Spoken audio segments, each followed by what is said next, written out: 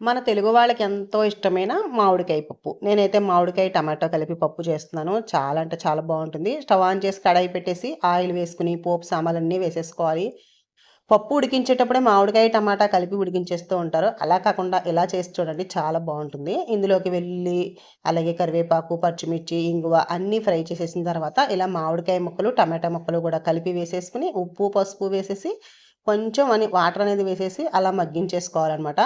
ఇలా చూడండి సగం పైగా ఉడికిపోయాయి కదా! ఇప్పుడు ఇందులోకి ఉడికించిన కందిపప్పు వేసేసుకొని, అలాగే కొంచెం వాటర్ అనేది వేసేసి సరిపడినంత సాల్ట్ కూడా వేసేసుకొని, ఉప్పు, పసుపు కూడా 2 వేసేసాం కదా! ఇప్పుడు ఇందులో కొంచెం కారం, అలాగే కొత్తిమీర వేసుకోండి. సూపర్ టేస్ట్‌గా ఉంటుందనమాట ఇలా ఉడికితే.